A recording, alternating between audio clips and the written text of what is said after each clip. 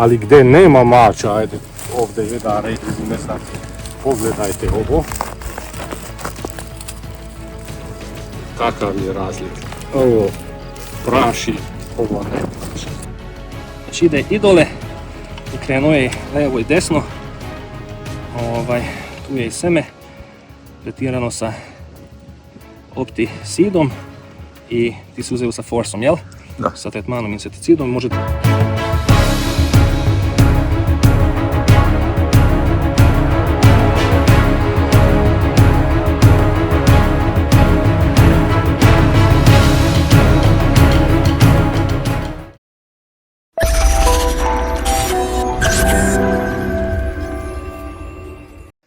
I evo, prošlo je 35, ne, možda 40 dana od setve kukuruza. I evo, izašli smo Gellert i ja da vidimo kako je krenuo kukuruz. Sad čekao sam ovaj trenutak, tu se već nešto i vidi. Nije dobro krenuo, generalno nije dobro krenula sezona kukuruza. Nismo imali kišu, suvo bilo sve, tek prošle nedelje.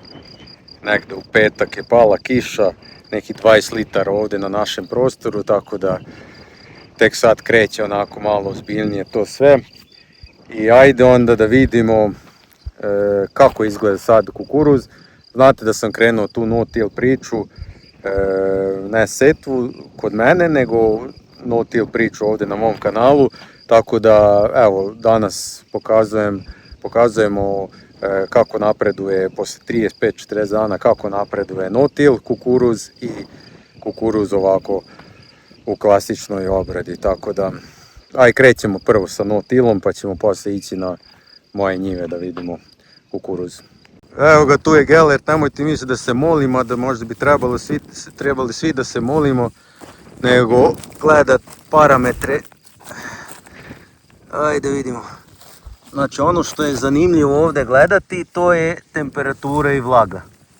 Evo, temperatura 20, 19, vlaga 90%. Šta smo pričali, sve preko 50 je što se tiče vlage dobro. Znači da bi biljka napredovala minimum 50% treba da bude vlaga. Ovdje vlaga dobra, zato što kažem pre nedelju dana je palo neki 20 litara, još smo dobri. Sa vlagom evo ovako izgleda. Jo, šta ti misliš, Gellerte, kako s tebe ovo čini? Pa vidi, gdje ima više mača, gdje pokriva dovoljno. Ovdje vidi se da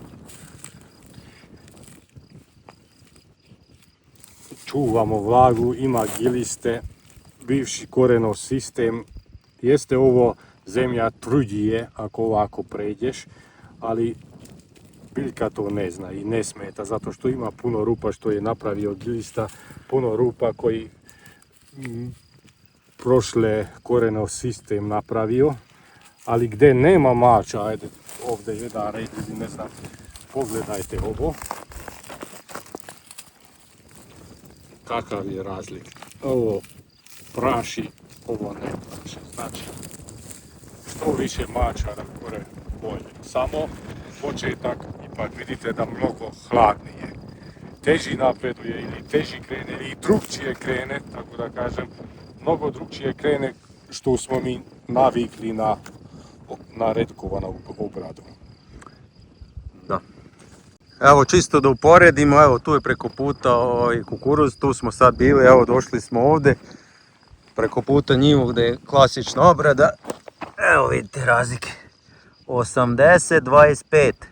Znači 5 stepeni je toplija zemlja i 10 stepeni je suvlja, 10% je suvlja. Znači evo tu se vidi razlika. Tako da ok, što se tiče temperature sad je još dobro, možda je čak i ovo bolje, toplije i brže napreduje biljka, ali to će biti problem tamo kasnije, jun, jul. Tad će no-till temperatura biti taman, a ovo će već biti pretoplo, tako da to će već biti haos.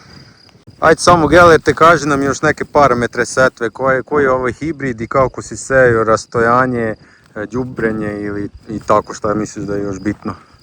Pa za ovu godinu ja sam sejao i kukuruz i suncokret sve na 25.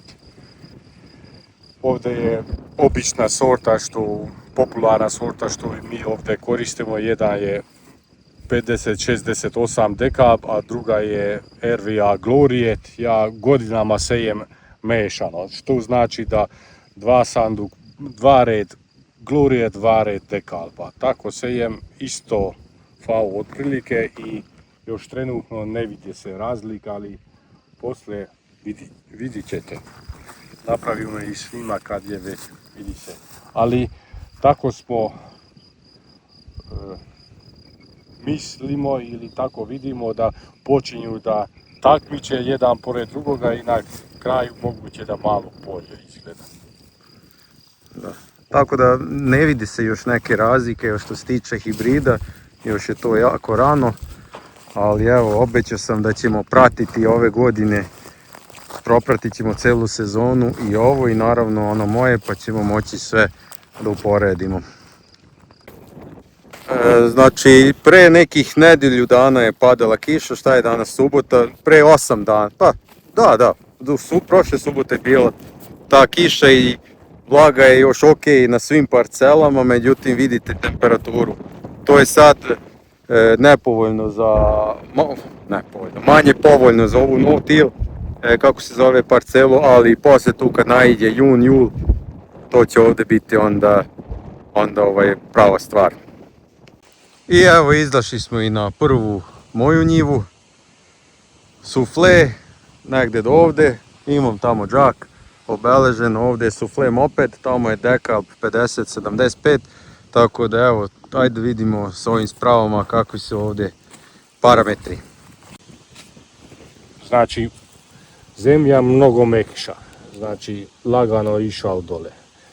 To znači za mene da ovdje Coronel System mnogo bolje može da napreduje dole dok je obrađen, ali posle ne znam, znači tamo je bio 80, koliko bio 20 temperatura i 90% bio vlaga. Ovdje 27, 26, 80, 82. Znači razlik 7 stepen, 6-7 stepen toplije, ali već vlagu 10% izgubio. Zbog toplote u mojom mišljenju, zato što toplije više isparava, nema sloj gore gdje para moglo bi da uhvata taj mač sloj, otišao, ali kukuruz trenutno bolje može da napreduje, zato što Coronel System bolje može da ide dole i toplije. Ono što ja gledam, evo tu je džak i ne vidim još maltene nikakvu razliku između sufle mopeda i dekalba 5075, možda ono za nijansu je dekalb, kako da kažem, višlji, ali stvarno za nijansu to nije ništa. I gledam ove korove, nije još kritično, ima tu ovi prvi par redova su kritični sa uskolisnima, evo prvi par redova, ima tu svašta i uskolisni i širokolisni, ali ovo ostalo je sve ono, još ima malo vremena da čekam. Ništa, idemo dalje. Evo sam na mojoj drugoj njivi sa kukuruzom. Ovo mi je najveća parcela, neki 4,2 jutara i samo dekalb 50-75 i nekako mi, bez obzira što sam ovu njivu jako teško uspio da pripremim da bude u prihvatljivom stanju, sad se malo popravila situacija što se izgleda tiče, što nema korova puno, ima tu samo ovog sirka koliko ja vidim, ovog divljeg grizonskog sirka, a ovo ostalo nema ništa, tako da to nije, što bi rekli, strašno.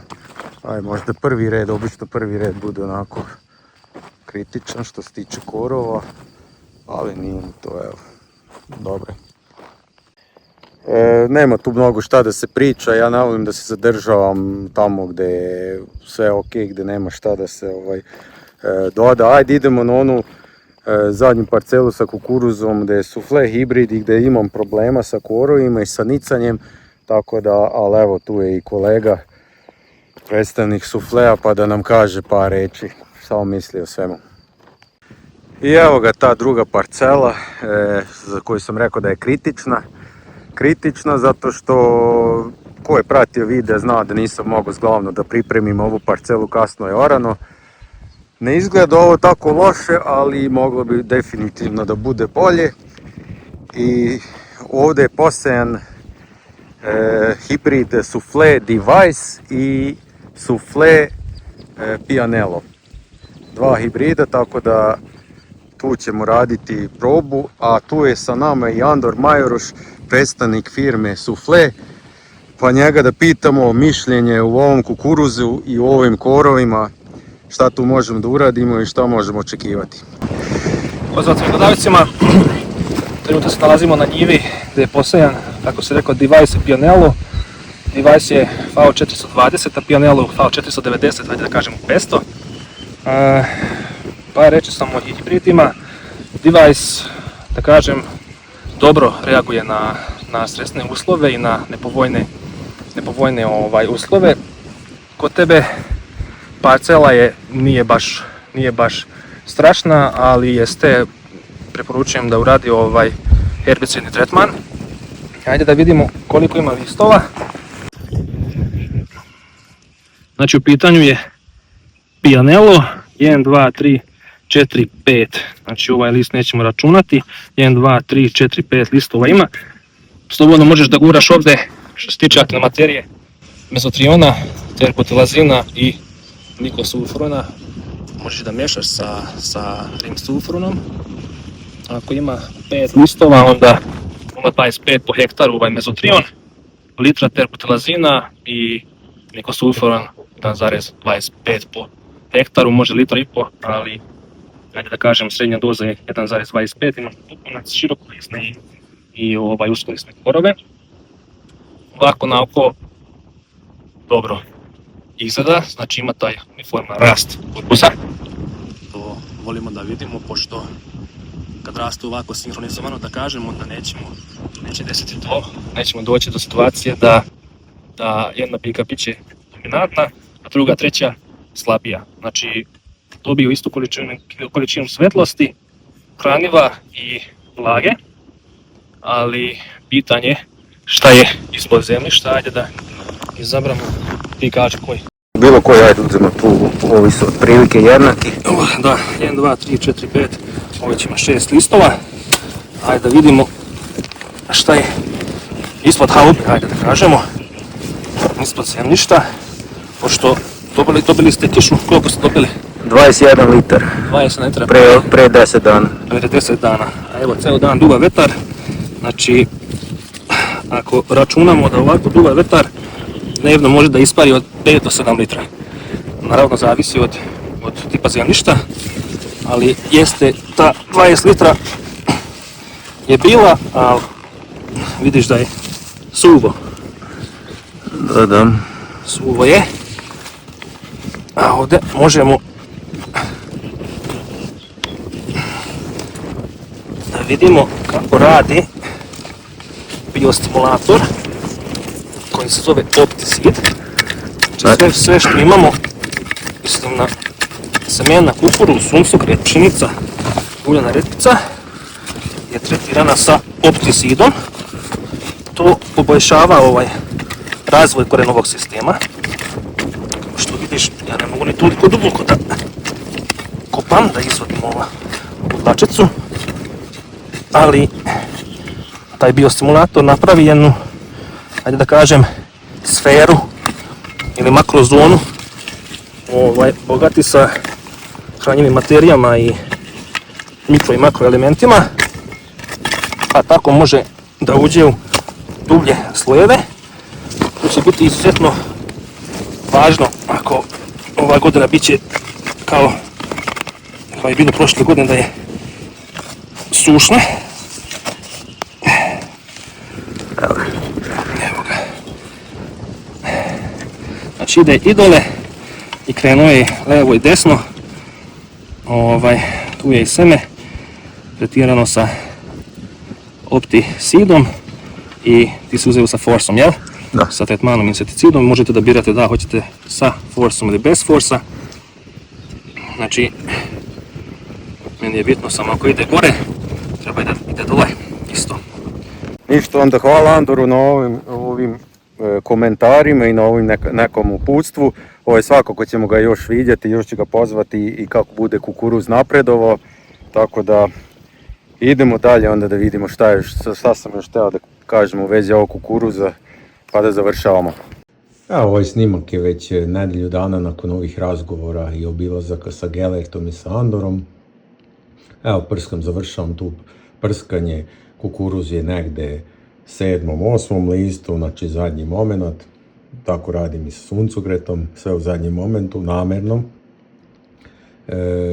Vidjet ćemo, aj sad neću pričati posebno o koje sredstva sam tu koristio. Tu je Andor spominje neke aktivne materije, a ja ću detaljno o tome pričati u sljedećem videu. Verovatno će još tu biti priče o špartanju. Razmišljam da ne radim špartanje, ali to ću na osnovu merenja vlage utvrditi, ali to će sve biti u sljedećim videima. Tako da uskoro se vidimo u 3. delu projekta Kukuruz 2026. Pozdrav!